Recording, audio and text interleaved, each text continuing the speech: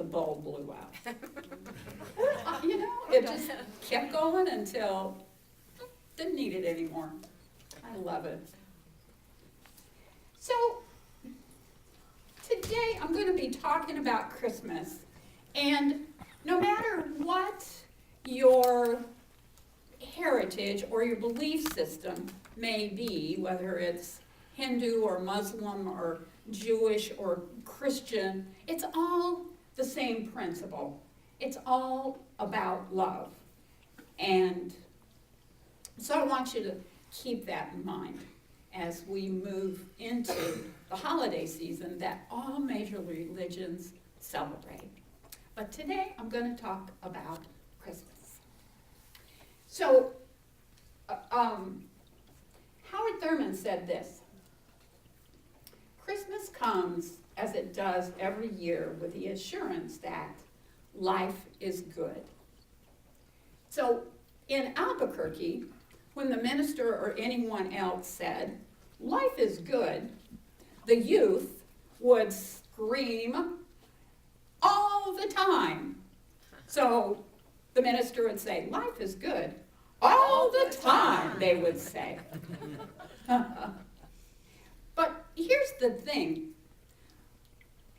At this time, I've noticed that people are sort of making a shift from the idea that of the good life to life is good. So the good life is sort of winding down, I have noticed, meaning that people generally are really tired of the commercialism and the hype and the noise and the buy, do, busy, and they miss the idea that life is good. So that's really what I want to talk about today, that life is good, just the way that it is. And taking a deep breath at this time of the solstice, of the moving and the shifting from the winter dark to the spring light, that life is good. And it is absolutely a point of view rather than the whole concept of materialism and busyness and a belief that we have to do these things to have a full, rich holiday season. We do not have to do anything to have a full, rich holiday season. We have to be, to have an open heart and be. So I want to share with you this reading from Henry Van Dyke. Now, Henry Van Dyke is a Presbyterian minister around the turn of the century. And he is written about keeping Christmas rather than Christmas. So here's what he said. There is a better thing than the observance of Christmas Day, and that is keeping Christmas. Are you willing to forget what you have done for other people and to remember what other people have done for you? To ignore what the world owes you and to think what you owe the world. To put your rights in the background and your duties in the middle distance and your chance to do a little more than your duty in the foreground. To see that your fellow humans are just as real as you are and try to look behind their faces to their hearts, hungry for joy. Are you willing to see that probably the only good reason for your existence is not what you're going to get out of life, but what you're going to give to life? To close your book of complaints against the management of the universe and to look around you for a place where you can sow a few seeds of happiness. Are you willing to do these things even for a day? Then you can keep Christmas. Are you willing to stoop down and consider the needs and the desires of little children? To remember the weakness and loneliness of people who are growing old? To stop asking how much your friends love you and ask yourself whether you love them enough? To bear in mind the things that other people have, to bear on their hearts, to try to understand what those who live in the same house with you, what they really want, without waiting for them to tell you. To trim your lamp so that it will give more light and less smoke, and to carry it in front so that your shadow will fall behind you. To make a grave for your ugly thoughts and a garden for your kindly feelings with the grate open. Are you willing to do these things, even for a day? Then you can keep Christmas. Are you willing to believe that love is the strongest thing in the world? Stronger than hate, stronger than evil, stronger than death? Are you willing to believe these things even for a day? Then you can keep Christmas. And if you keep Christmas even for a day, why not always? That was Henry Van Dyke. So what I'd like to do is just talk about some of the points that he made. Are you willing to forget what you've done for other people and to remember what other people have done for you? That really is about keeping a gratitude journal. And probably a gratitude journal is the most powerful tool for living a life that keeps Christmas all year. At the end of the day, noticing what gifts people have given to you, how they've stood for you, how they've loved you, the gifts that they have given, and also noticing the gifts that you have given for other people. At the end of the day, taking an inventory of how Christmas has been kept by you, no matter when it might be, July, August. Keeping Christmas all year long involves that, being grateful and noticing what other people have done for you and what you have done for other people. That's keeping Christmas. Another point that he made is ignore what the world owes you and think what you owe the world. What do you owe the world? What do you owe Spirit? What do you owe God? I've often said, and I really believe this, that we're here to give God a good time. I know. That sounds frivolous, doesn't it? But it's the truth. We have an obligation. We have an obligation to be stewards of our Godness, to shine our God light, to give God a good time. So, ignoring what the world owes me and paying attention to what I owe the world. To pay my dues, to be a steward of my life as an expression of Spirit. Giving God a good time. Being an experience for God, an expression for God.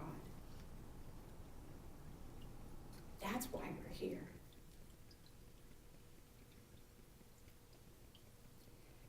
To see what your fellow humans are. They're just as real as you are, and try to look behind their faces to their hearts, hungry for joy. To try to look behind their faces and know that they are hungry for joy. And as a representative of God, giving God a good time, stepping into that place of giving joy to other people. to look behind their eyes and their faces and see what they need, what you can provide to them as far as giving joy, as far as understanding them. To see that your fellow humans are just as real as you are, and try to look behind their faces to their hearts, hungry for joy. That includes people from countries that we maybe are not politically in harmony with. But the truth of the matter is, politics is politics. And humans are humans. And no matter what country, those are our sisters, our brothers, our ones. They are us. We are they. There's no separation. So filling the space where their hearts are hungry for joy. Close your book of complaints against the management of the universe and look around you for a place where you can sow a few seeds of happiness. Where you can sow a few seeds of happiness. That means reaching out to people on the same level that you are. Not reaching down to lift people up. That's very condescending. Reaching across to offer happiness. No matter where, when, who folks may be. To reach across, to sow the seeds of happiness. And as you are a steward of the spiritual joy, letting that light that you are shine and offer and plant seeds of happiness. When people see your light, they're going to want to know what you know. They're going to want to know, how come you're so happy? And by just being yourself, by being your godness, by shining your light, you are planting seeds of happiness, serving as an example of spirit, a light in the world. So when we talk about the solstice, when we talk about moving from the darkness into the light, that's really what we're talking about. Allowing our light to shine. Hold a lantern up as examples to plant the seeds of happiness. And yes, if we can do a kindness to a fellow human on that same level, not reaching down and being condescending, but reaching out and be loving. There's such a fine line of understanding there. Sowing the seeds of happiness by shining your light. Are you willing to believe that love is the strongest thing in the world? Stronger than hate, stronger than evil, stronger than death. Are you willing to believe that? Not just pay lip service to it. Are you willing to believe that love is the strongest and the most powerful thing in the earth? This whole universe is an expression of the creative force of love. God, Allah, whatever name you choose to call that essence that is greater and bigger than us, is an expression of love. Our cosmos was created in love by love. And when we understand that, I shared a reading by Teilhard de Chardin last week, who talked about when we understand love is the most powerful tool in the universe, then we will have discovered fire. When we are clear that love is what moves the universe, what moves humankind, and being willing to know that it is stronger than hate or evil or even death. Love is the most powerful essence because everything is created from it and is it. No matter how we get ourselves all balled up and start saying, oh but.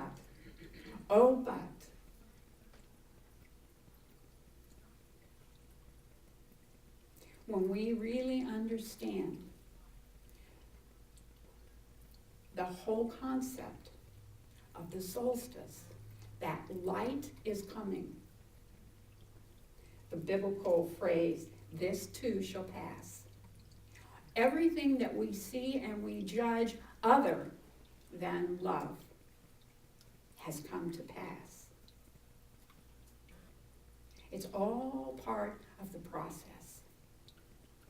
It's all part of living a life that is good. It's a part of trusting that every year this season rolls around, that nothing that we can do can interrupt that. That always good is flowing and will allow itself to be acknowledged and recognized. We can't hide it. We can pretend, we can tell ourselves stories about how bad things are. But the truth of the matter is that underneath it all is the goodness and the love that is stronger than anything. So when we talk about keeping Christmas, that's what we're talking about.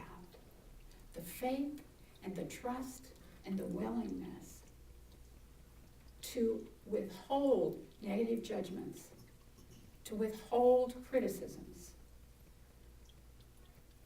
just allowing the truth to roll up, show up, play itself out.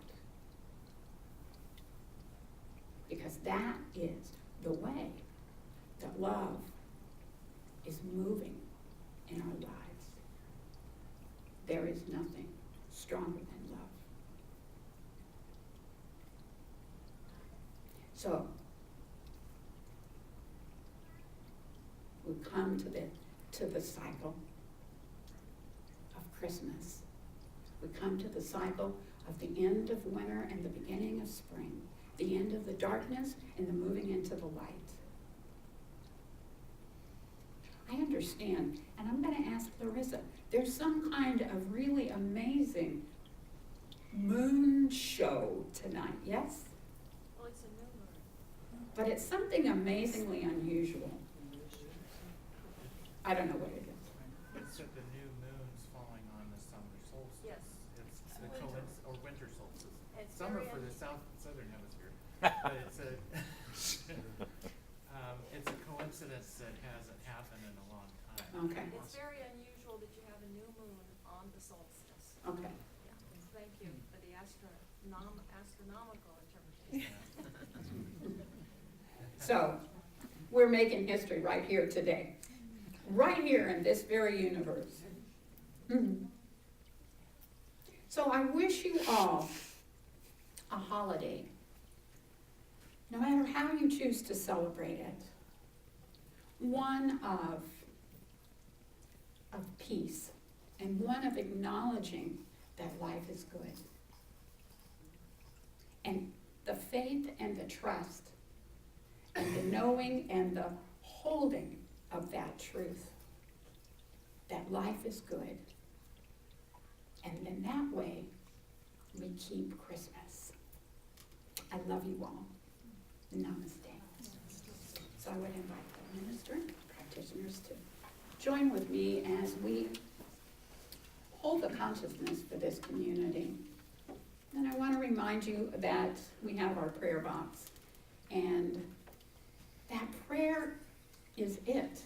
It is the most powerful. And when we talk about how strong love is, prayer is an expression of that love. And there is not anything that is too small or too large to hold in prayer. Trusting and knowing that life is good and the cycle is flowing, and no matter what you may be experiencing that you're calling negative, it too will pass, and the light will shine once more. So I invite you to use the prayer box and allow these lovely, powerful spirits to hold you in prayer. So join with me. Join with me as I settle into that heart space.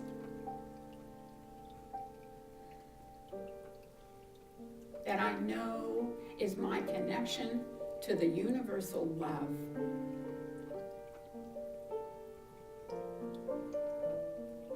As I settle into my heart space where I know that life is good.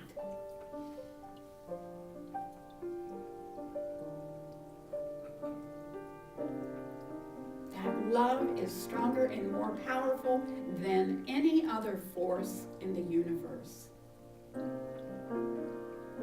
As I allow myself to know that fire is discovered once more. This tool of love that is so powerful that nothing can resist or stand against it.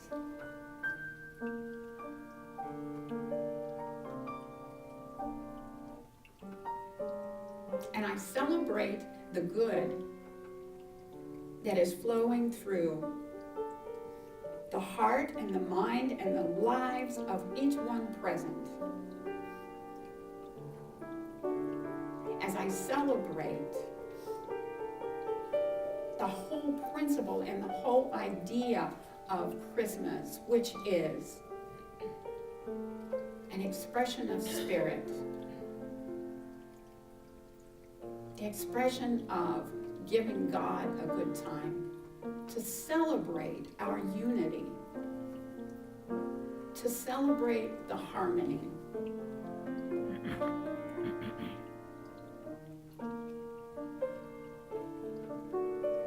So at this moment, I just allow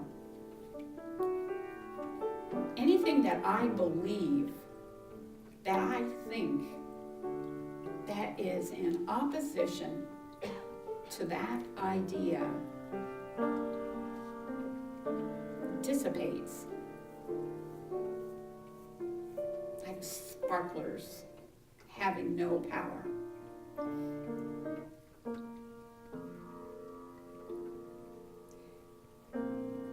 I celebrate good. I celebrate love. I celebrate abundance and prosperity, harmony and peace. Because that is the nature of divine. And that's the nature of keeping Christmas.